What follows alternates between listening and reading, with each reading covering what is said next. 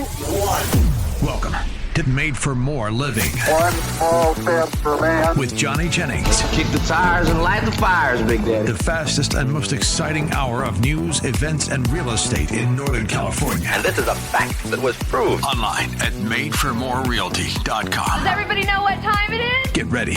Here we go. On the show today, we have somebody that landlords love, tenants fear, and is an all-around good guy. In all seriousness, this dude has one of the biggest hearts I know of, and it's an absolute joy and honor to have Barry Mathis on the show today. Thanks for being on the show, Barry. Hey, Johnny, I really appreciate that, and we will try to keep the big heart part to ourselves. That doesn't help my tenant relations. That's okay. I know. But here's the thing is that you run a successful property management company, right? Expert property management. And so let's talk about that a little bit, because people are always comparing, hey, if I can't, so the number one thing I'm hearing right now is I'm going to wait till spring to sell my house. That's the number one thing. The second most common thing I hear is, if I can't sell my house, I'm going to rent it out. So what is happening in the wonderful world of renting? How are rents looking right now? You know, I think it's we've been coming off the back of a couple of years of rent increase after rent increase after rent increase. And for lack of a better word, I'm going to use a word that I think you might be familiar with. I think the market's kind of tired. And why might you be familiar with that, Johnny? Well, I know what you're getting at because of the little event I did on Sunday. Yeah, man, that's what I'm excited about. That is so awesome that you ran out and did a full Ironman. That is amazing. Thank you. Yeah, my wife is glad it's over because now she doesn't have to hear me complain about training anymore. Yep. That was an incredible day for you. So I just want to celebrate that with you. And it's awesome. I mean, I cannot imagine 15 hours and 22 minutes to do that. Yep. So think about what you were doing at 7:30 on any given day in the morning, and then imagine finishing around 10:30 at night. Oh, my goodness. So you had a long bike run? Yep. So it was a 2.4-mile swim, followed by a 112-mile bike ride, followed by a full marathon, 26.2 miles. Oh, my goodness. And which part was the worst for you? The bike, by far. By far. Hands down. And what do you think that caused that? I wasn't as prepared on the bike. Okay. Yeah. So it comes back to the same thing everybody always says, training, right? People said the bike's the easiest part. So I was like, okay, I'll do some training. But I tell you what, I'd only biked 56 miles prior to that, so half the distance.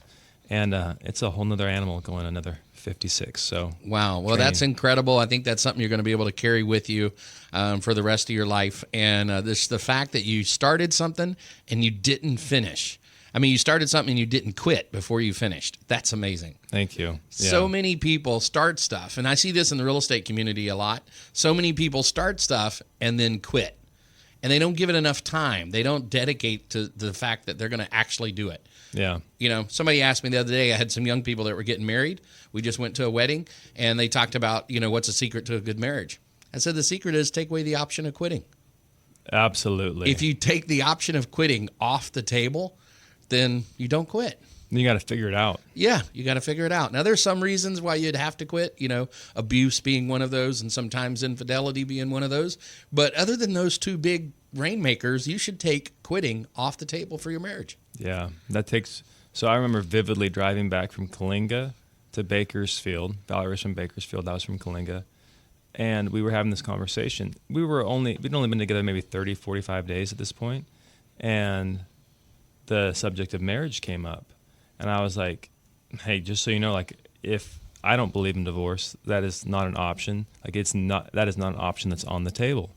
And not to get too heavy too early in the relationship, but the conversation was kind of going that way, so it wasn't like out of the blue. It was like not like I was just sitting there driving, listening to country music, and then said, by the way, and she said, yeah, me neither. That's not an option for me either. And at that point, I was like, ooh, this chick's pretty cool. Yeah. And we haven't been married for very long. We've been married since 2013, so what is that, 12, 13 years? So, but not having that option on the table has definitely helped us weather some storms. How long have you been married?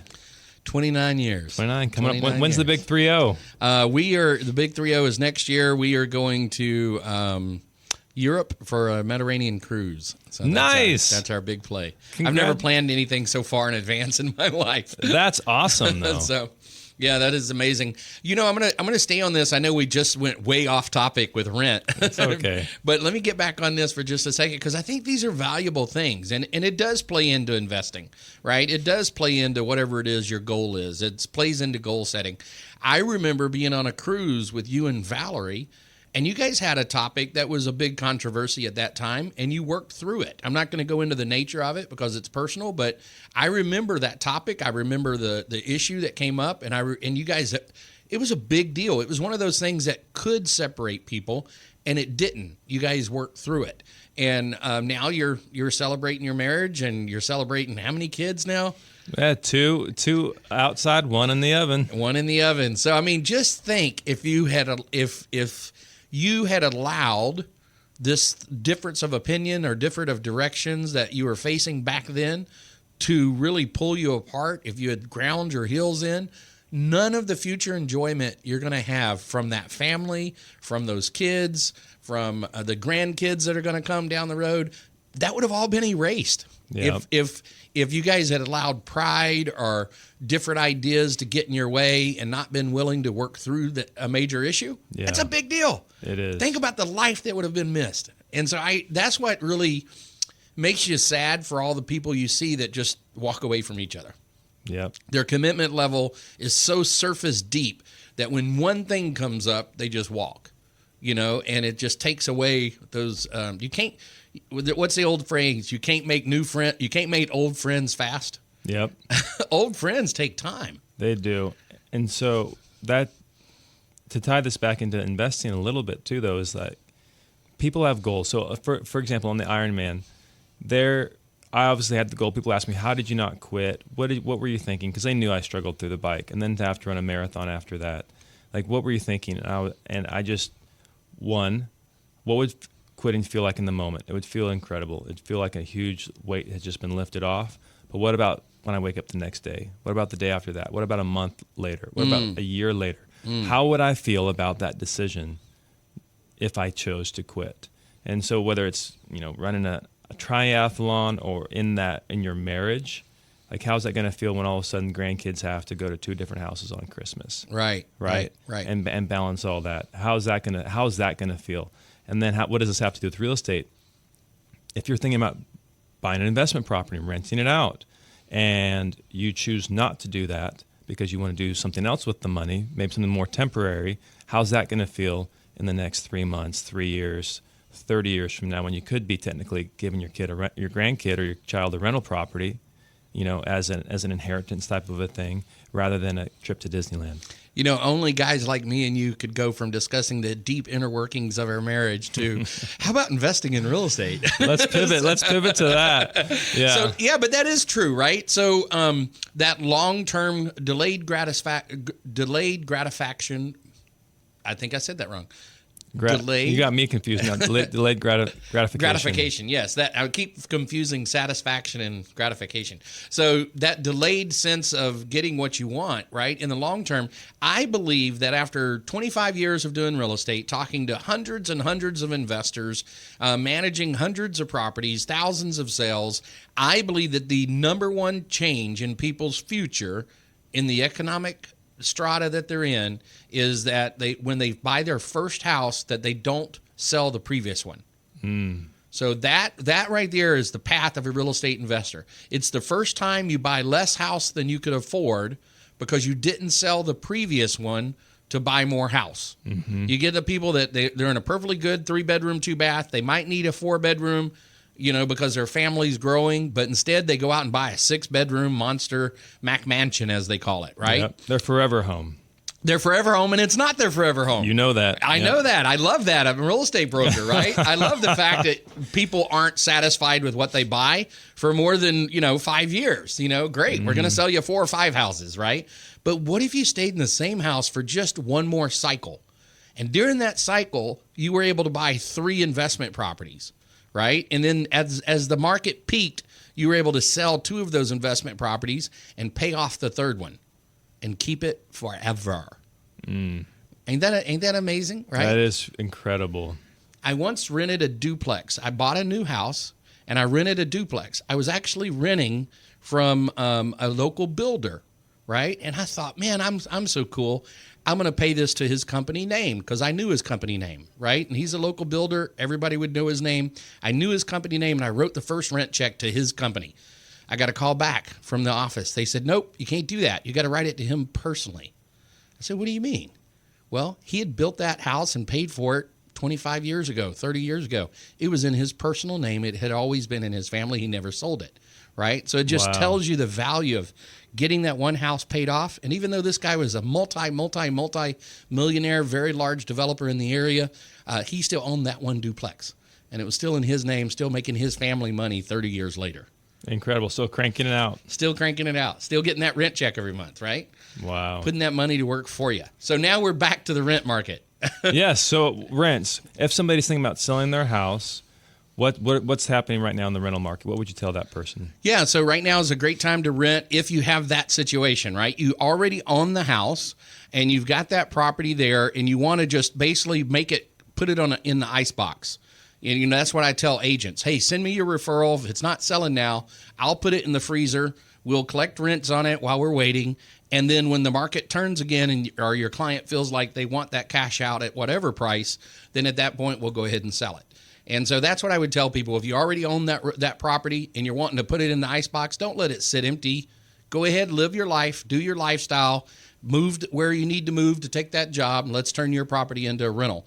Rents right now have kind of tapered off a little bit in the local area. At a national level, they're down about 3%. In our local area, we're seeing a bifurcation, kind of like what we see in the pricing. We also see that in the rentals. The lower end is scooted up, so the lower end costs more to rent. That 2-bedroom, that 1-bedroom, that smaller place, smaller house, those prices have come up and are still climbing.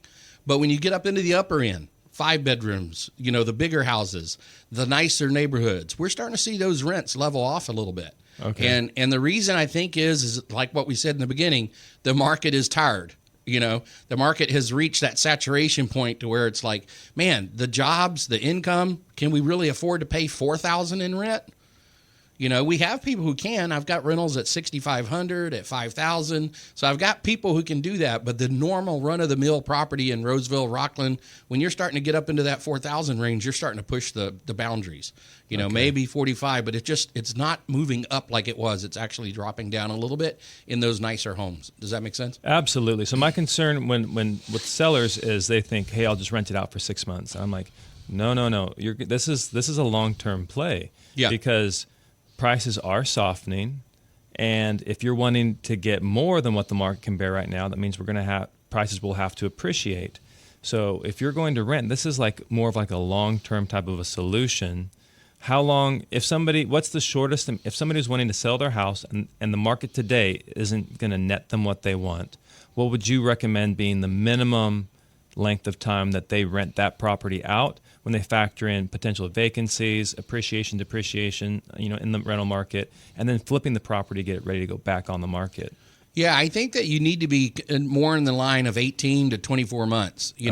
For one, it's really impossible. We don't see in the future that far out there being a large increase in pricing, right? Not enough to cover the increase that's needed, right? So right now, I figure that most everybody on the market could sell if they drop their price 10%. Yep. I mean, that's just the numbers, right? When I look at what's selling versus what's not selling, there's a 10% gap, right? And so that tells us that what's selling and what's pending, those pendings are 10% lower. They're not lower in square footage. They're not lower in features. They're just lower in the fact that their homeowners that own them are willing to take the right number for the price. Correct. So that 10% adjustment would solve most problems. So now what you're really asking is, how long is it going to take for the market to go up 10 to 12%? Exactly. That's a different question. That's best predictions right now is somewhere in the 2 to 4% per year range for the next 2 to 3 years. We can't see further than 3 years because of all the dynamics associated with pricing and who's going to be in office and what the interest rate is and things like that. You just can't see further out than that 2 to 3 year window. And I don't see 12% increase in the next 2 to 3 years. So what you're really asking is, how much would they be willing to come down in the future? What's that number going to look like? And can I balance it out? I can put it on ice and get a good solid rent. I'll put a good solid tenant in there. And there's always risk associated with that, but we're going to do our best to get that done. We've got a lot of amazing tools to enable us to do that. But that's where we're at. Now, different case scenario, investing. Right? Mm-hmm. This is a different person. This is not the one. Go ahead and finish your thought on the seller. I think you had something else to ask there. Oh, no, I was just going to say, so I've been telling sellers is basically 2 years. Plan on roughly 2 years renting it out. If you're comfortable with that, then absolutely. I'll get you connected with Barry over at Expert Property Management, and we'll go down that route.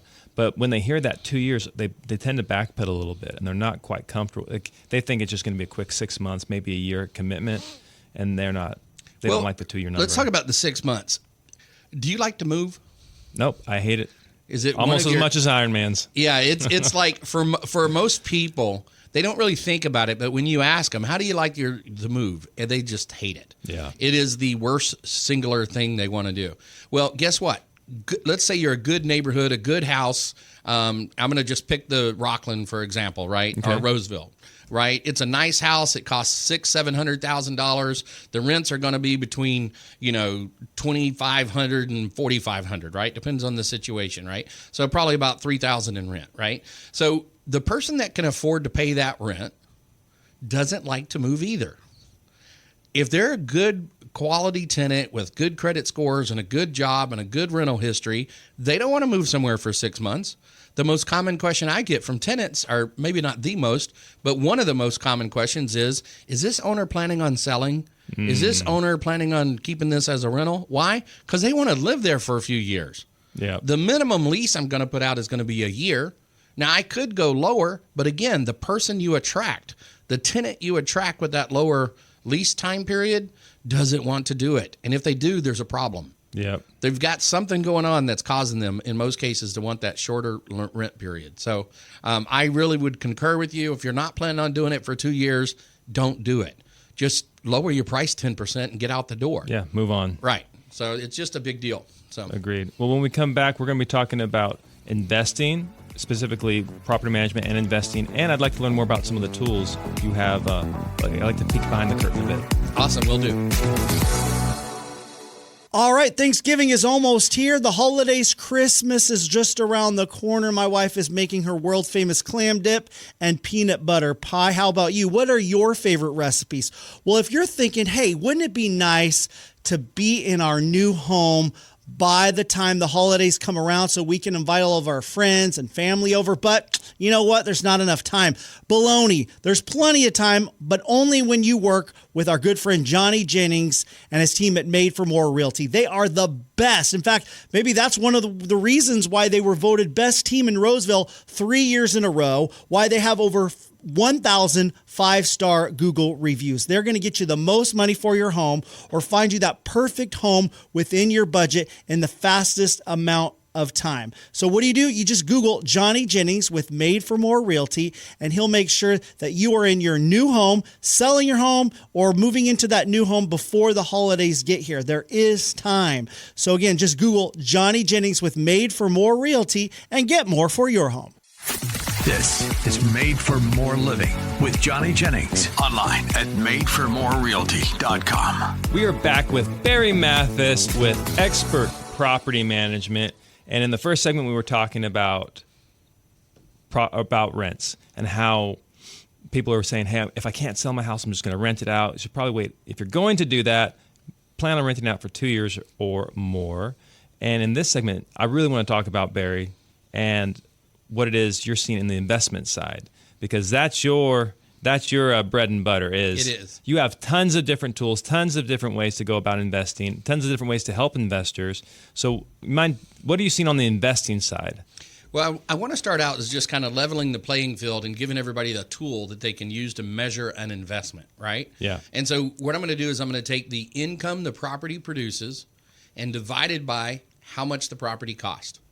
Very simple ratio. You may think it's the cap rate, but it's a little bit different because we don't have all those expenses backed out, right? Yeah. So what we call this is the gross yield, right? And so income divided by purchase price is the gross yield of the property. And so what's nice about that is it really, you don't have to think about the mortgage. You don't have to think about everything else that's involved. And you can just look at that number and then measure a lot of different properties or property types across it. Now, once we look at gross yield, we don't ignore it. We do back out some numbers, depends on the asset class. So if you're looking at duplexes, which is one of the most common things that I look at, because it's a good tool of what investors are paying for investment property. The duplex is a great property. This is a property where one building, two sides, one owner, right? Yep. As opposed to a halfplex, which could have two owners. So duplex, one building, two sides, one owner.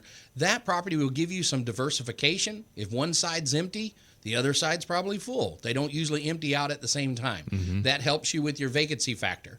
And so that's a good number, a good property to look at. If I looked at all the properties, and I just did this morning, that closed out 2025 quarter three, third quarter, you'll see that those rents were about $39,000. The purchase price was around $580,000, right? And so that gives you a 6.87% gross yield. 6.87%. Divide one into the other, and you get about 6.87. Now, I happen to know, because I've done this a lot, you can calculate it pretty easily. Your taxes are going to be about 0.0115%. Insurance is going to be a little higher than it used to be. I now use 0.035, right? I used to use 2.5 against the purchase price, and that gives you what your rough insurance number is going to be. Then you've also got a vacancy factor, and you've also got some repairs are going to come into that. So when I back all those numbers out, I find that I'm going to lose about 2% of that 6.83. And so now I'm down to about a 4.7% cap rate.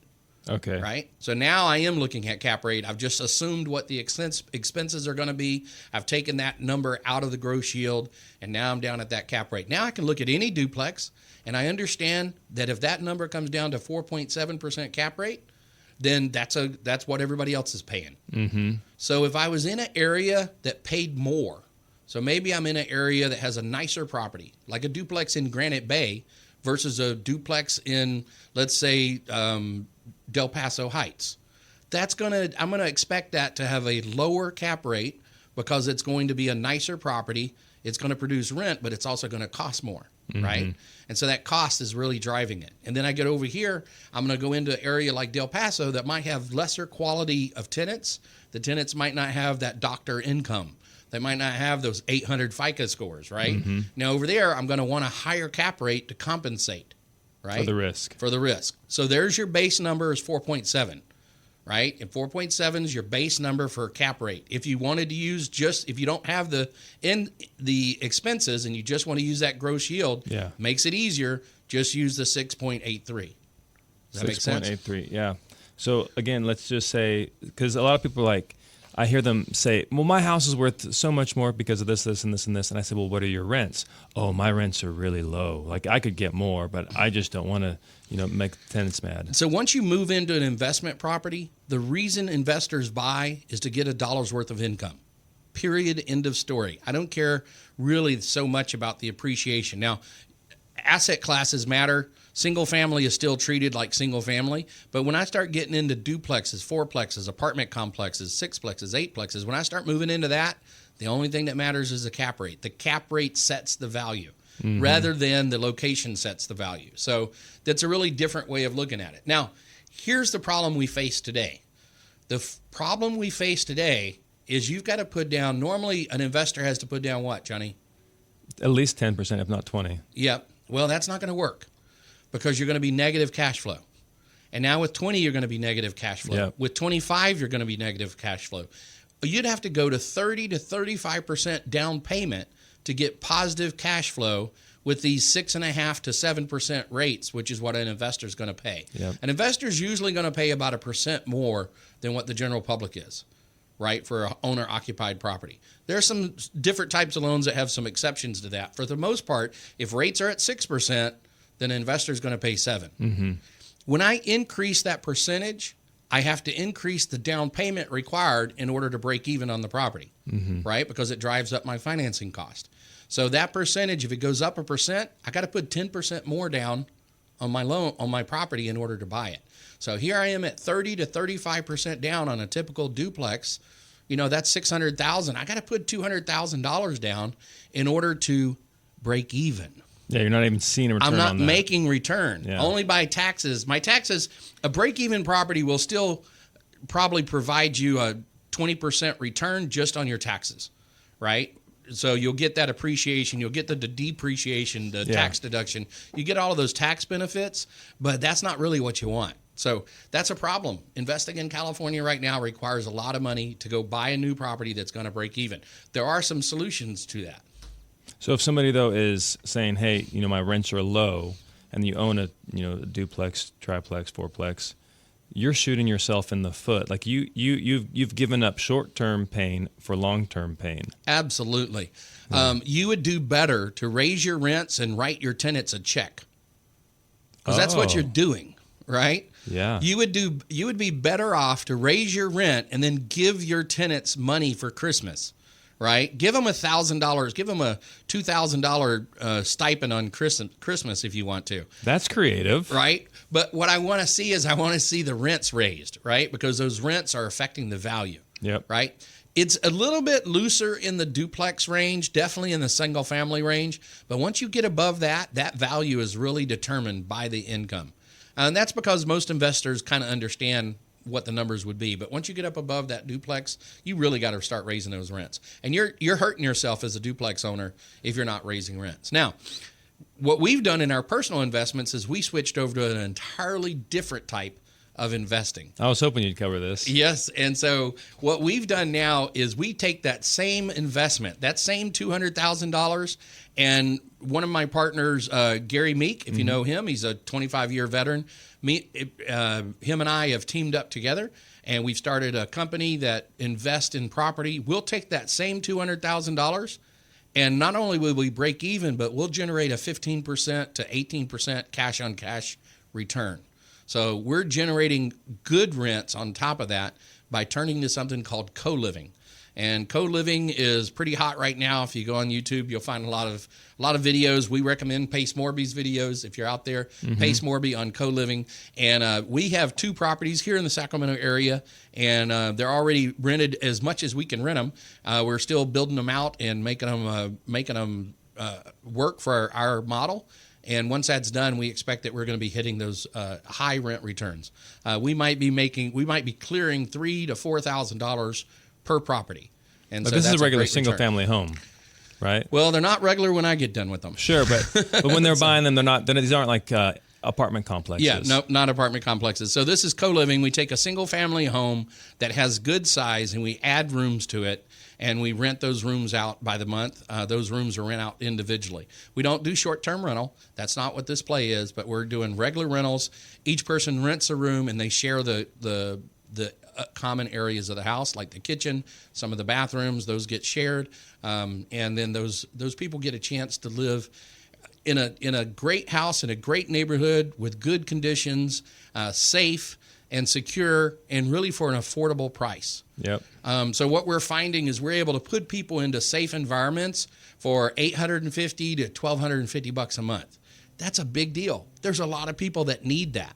So not only are our investors making a great return, but we're providing affordable housing into the Sacramento area without having to go build a new house, without having to wait, 6 to 12 months to get something through. Yeah. So it's a big deal. I have a client right now who he built this house, and he's doing the co-living thing.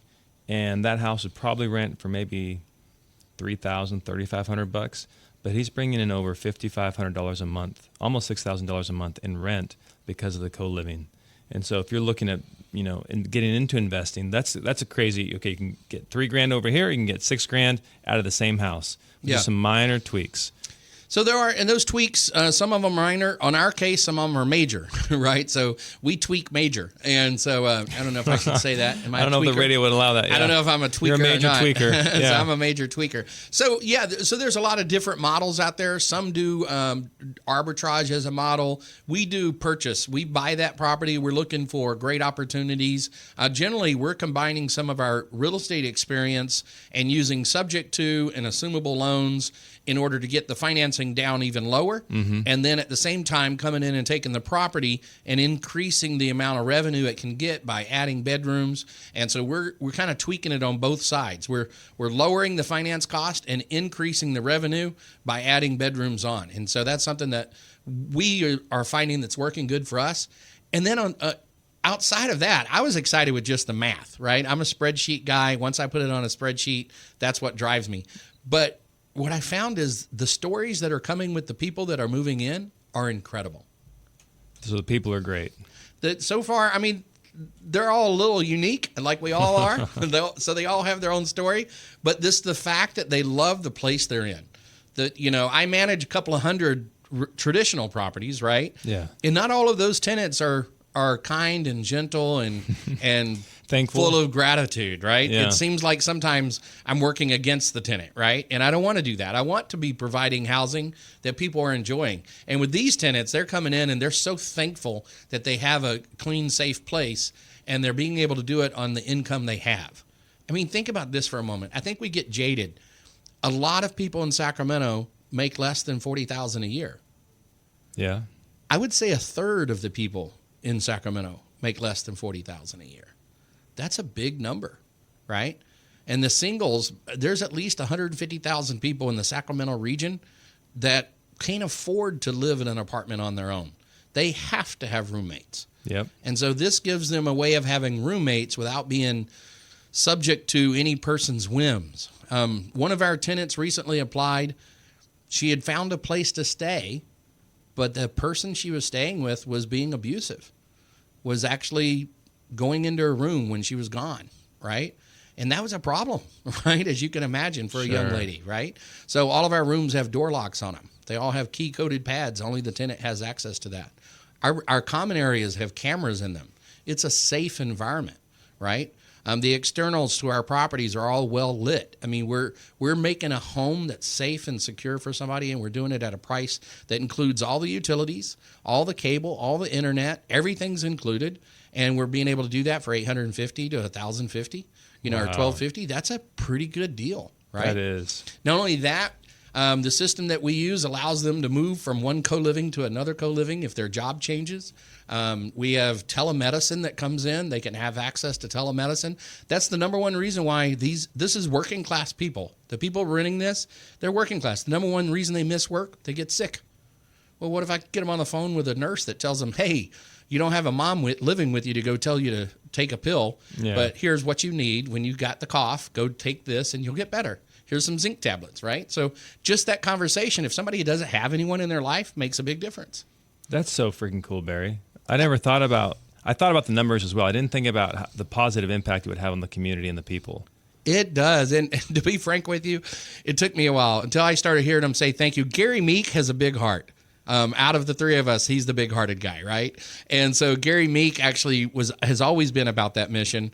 But I started buying into it more when I started hearing these people's story.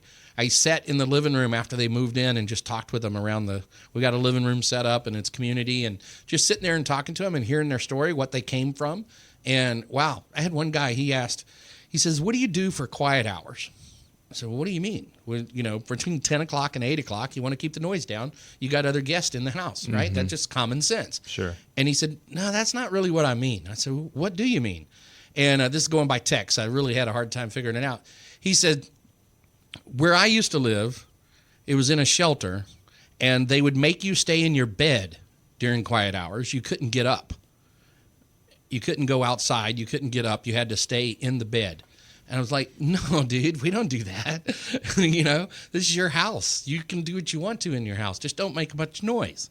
But we're not locking you in your room. And it almost brought me to tears to hear this guy's, his life had been so changed because of his financial situation. He was having to stay in places that I understand why they do that. I get it, but it's inhuman, right? Mm-hmm. It's not something you would want for anyone you love, right? And so this enables us to give a place that's safe and secure. And hey, if you're interested in finding that place, we've got a couple of rooms available. Contact me, 916-225-7777.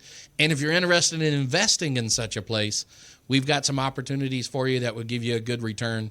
We can't really give out numbers on the air, but it's a lot better than breaking even, I can tell you that. There you go. Well, if you want to invest and have some amazing returns, reach out to Barry. Or if you just want to invest and provide clean, safe housing for people that need it, reach out to Barry. Again, you can always just find them online as well at Expert Property Management, or reach out to us at Made for More. We're happy to get you guys connected. Thank you so much, Barry, for being on the show today. It was a joy as always. Awesome, man. Great to see you. Congratulations again on finishing what you started. Thank you, Barry. So yeah, it can be one of the most stressful times in your life, especially during the holidays, which add in their own stressors, right? Selling your home because you got to get it organized. There's all those repairs that need to be done, open houses, staging, working with a number of different realtors, but it doesn't have to be. It can actually be a very peaceful, stress-free experience for you because you're working with the best in our area. That's Johnny Jennings and his team at Made for More Realty. And he does have a team. They're going to help you through every step of the process, including maybe you don't want to go through open houses or staging or organizing or doing any of those costly home repairs, because he's got this program where he will guarantee at least 3 cash offers on your home in as-is condition. So you don't have to stress about that. Just Google him, Johnny Jennings with Made for More Realty, and tell him you're interested in those 3 cash offers on your home in as-is condition. It's simple. It's easy. You can trust him. He's an honest guy. He's got a lot of integrity. He's genuine. Maybe that's why Johnny Jennings and the Made for More team have over 1,000 5-star Google reviews, or maybe why they were voted best team, #1 team in Roseville for 3 straight years. So if you're thinking about retiring out of state, or maybe you're getting older and you just want to downsize in the area, or you want to upgrade and move to a bigger home, whatever your needs are, Johnny Jennings is going to talk with you, and he's going to make sure, again, it's stress-free, simple, and easy experience that you're actually going to enjoy even during the holidays, so that you can enjoy this special season with your friends and your family right there in your new home. So whether you're looking to purchase a new home within your budget, or you want to sell your home for the most money possible, it's really easy, guys. Just Google Johnny Jennings with Made for More Realty, Johnny Jennings with Made for More Realty, and get more for your home. This is Made for More Living with Johnny Jennings, online at madeformorerealty.com. So we are back, and we have probably the most special guest, aside from Valerie, we have ever had on the show. And I honestly kind of feel like this is a bit of like, most agents don't tell you who their transaction coordinator is. They will not give you the contact info because their transaction coordinator, their TC, is their secret weapon. And so today on the radio, we are now broadcasting our secret weapon, Miss Kathleen Wilkinson with Taurus Transactions. Thanks for being on the show, Kathleen. Thank you for having me. Happy to have you on here. And so let's go into this. So like I said, most agents will not highlight who their TC is. They want to bring them in-house. I know we wanted to bring you in-house, but you're like, hey, I know I'm too good for just one team. I want to work with as many people as possible. Plus, it's not just you, right? Correct. Who else do you have working on your team? So, yeah, I actually have my daughter who works alongside me. She is the other part owner of our LLC. She's been a TC for about 5 years. And so, yeah, we kind of work together. She's been a TC for 5 years. How long have you been doing it? Over 13. Over 13. Wow. Yeah. Lots of experience. Yes. And during that period of time, you were actually the lead TC, right, at SkySlope? Yes. Yeah, I worked at SkySlope for years as one of the lead TCs. So I would train transaction coordinators and kind of manage a team of TCs under me. And you got to see not only local markets, but like markets outside of ours and in other states, right? Absolutely. Yeah. SkySlope is nationwide. And so I have TC'd in, 46 states. I've done a real estate transaction. Mm-hmm. That's a great person to have on your team. Yeah. Great asset.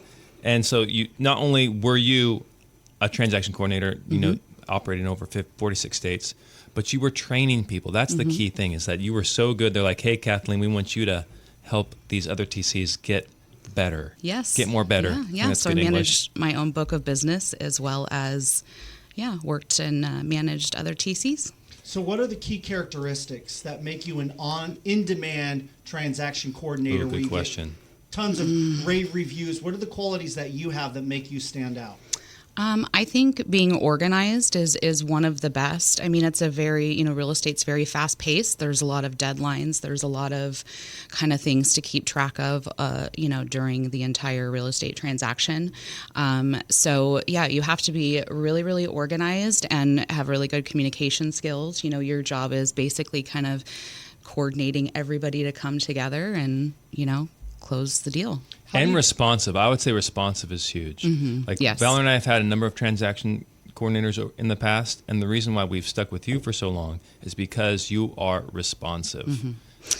Yeah, I mean, as you know, Johnny, most of the time I carry my laptop everywhere I go because real estate is not just, 8 to 5 Monday through Friday. It's busy on the weekends and things come up and you guys are, still out in the field all day, 7 days a week. How do you deal with realtors who get anxious and stressed out and they're panicking and they pile everything on you like you're responsible for this deal happening or not happening? You sound like you've worked with a lot of realtors, Matt. How do you deal with those emotions? I would say that every single real estate agent is like that. They are their own. Come on. Well, they Come are in the on. sense that their deal is the most important to them. So, Sure. And things are like, there's fires to put out sometimes. And so they're kind of like, hey, I need this done right away. And it's very, they're very, they can be demanding because their deal is the most important. So how do you handle that, though? How do you handle all these little prima donnas? Because I'd be terrible at this job. Oh, my gosh. I would be hanging up the phone and just be done. I would too. lose so many deals. I was because mad at could not myself. handle it. I was mad at myself. I didn't make it through one transaction. And then I realized, Valerie, you need to help me with this. I cannot do this on my own.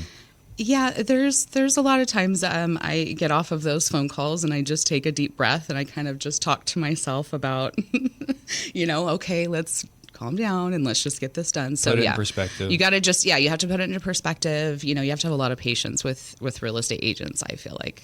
All right, but you're really good. So I know we're kind of making fun of realtors. Yeah. And if the whole purpose of this is we want more people to use Kathleen because if you don't have a transaction coordinator, you're missing the boat. You're wasting time. If I see somebody Kathleen has the famous phrase. What is it? To me, I always say if a real estate agent, like you never trust a real estate agent who doesn't have a TC, Yep. I mean, agents, your job is to be out there and be the face of your business, and it's to go out and get new business or go on listing appointments and these things like that. So I just feel like agents have to have a transaction coordinator that's doing the paperwork and making sure everybody's doing what they need to do and all the pieces are coming together. So dive into that a little bit more for people that are listening, realtors who say, I can handle it myself, I got it. What are the benefits? What is the peace of mind that a transaction coordinator brings? Yeah, I mean, I definitely have, worked with agents on the other side of deals who do that, and sometimes that does work great for them. If they only do a few deals, a month or every few months, it might make sense to them. But like I said, I mean, in order to having somebody behind the computer doing the paperwork part, the tedious part, making sure, your file is audited for your broker and you're meeting all of the requirements that you need to And for to your get broker. paid. And to get paid. Yeah. So it gives the agent more time to be going out and getting more business, and working on, their book of business and building their, essentially their company. So this is what I tell agents all the time. They're like, well, should I hire an assistant? Should I hire a TC? I'm like, yes, get a TC first. And they're like, well, this TC is one TC will charge less, some TCs charge more. And I'm like, you want somebody who's really good because a good TC, like let's say a TC charges, let's just say, depending on the suite of services they provide, because you offer, different tiers of things that you do. Correct. So let's just say it's $500 for a transaction. Yes. $500, just easy numbers. That TC is going to do so much work for you for that $500. And let's say your typical commission, let's say, is $10,000. So on a $400,000 purchase price, 2.5% of that, like a very common commission structure, that's $10,000. So the agent has the opportunity to make $10,000 and in that process spend $500, right? So to me, agents, whatever you're doing to generate that $10,000 is way more important than figuring out the $500 per transaction work. So that's why it's absolutely indispensable to have Kathleen on your plate, so you can go out and find that 10,000 per transaction work, rather than focus on the pen. You're picking up pennies and tripping over dollars. Exactly. Right? Yeah, absolutely. But so Kathleen, let's get some more about you. Lead TC at Skyslope. You've been licensed. Oh, I don't think we touched on that. You are licensed. I am a licensed real estate agent. That was huge. That was huge. Yes. When did that happen? That's been since I've known you. So yeah, so my dad actually is a real estate agent as well. He was a broker, and just kind of did that on the side. And so it's something. And even being at Skyslope, I at one point went and did all the classes, and I just never went and took the test. And so yeah, I finally said, I just need to get this over with. I need to, as long as I've been doing this, I need to have my license. So, so I finally went and did it. And I think it's a good piece to have. I would never, this is, another piece. I would say I would never be able to do what the real estate agents do. Like, I have my license just because I feel like it's a good thing to have, but I'm not a real estate agent. I like being behind the computer and doing the contracts and that kind of piece of it. I like the transaction coordinating. So I always get agents tell me, like, I don't know how you do what you do. I would never want to do that piece of it. And it's kind of the same. I would never want to do what the agents are out doing. And that is such so one, having you licensed means you can write certain things, you can do certain things that an unlicensed transaction coordinator could not do. Legally is not allowed to do. Correct. And sometimes, though, when people get licensed, they're like, you know what? I might want to trade in my $500 per transaction fee for that $10,000 per transaction fee. And you lose a great transaction coordinator because they want to become a real estate agent. So when Kathleen tells me, and believe me, she does not want to be a real estate agent. She does not. And so you have a licensed transaction coordinator who's not going to compete with you, who's not going to leave you, who's not going to all of a sudden decide they want to be a realtor. That is such a rare find. Yeah. So it's another feather in Kathleen's hat. Speaking of feathers, you have worked with some of the top teams in the area. I have. You've worked with who have you worked with? Well, I worked on Tom Dave's team for a few years. Yeah, and his agents. I know Brent Gove, and there's been, I would say, the majority of my book of business are EXP agents. However, I TC for other brokerages as well. I have a Coldwell Banker, a couple Coldwell Banker agents, and then some small kind of mom and pop brokerages to where I kind of went in and created a system because they don't use Skyslope to house their stuff. So I kind of went in and we created a little system and how they can house their stuff and keep track of their stuff, and created a checklist of our own. So the key thing, Kathleen, is broker agnostic. Whether you're EXP, Keller Williams, Remax, Coldwell, an independent broker, she can 100% help you with your files. And I just think it just speaks to the caliber of who you are, because you were with Tom Daves, you've worked for Brent Gove's team, you've been with the Made for More team. And you always seem to rise to the top wherever you are, Kathleen. So thank you. If you guys want to reach out to Kathleen, what is the best way to do it? Email is great too. That's probably the best way, is email or phone as well. Let's do phone. Yeah. Okay. What's your phone number? It is 916-539-7808. Perfect. And if you have any questions, you're like, Johnny, who was that fantastic transaction coordinator that was on your show? Just reach out to us. You can find us at madeformorerealty.com. We're happy to get you connected with Kathleen. That is the goal. We want more agents using good transaction coordinators, so that way a rising tide lifts all ships. Now, Kathleen, we do have a couple minutes left.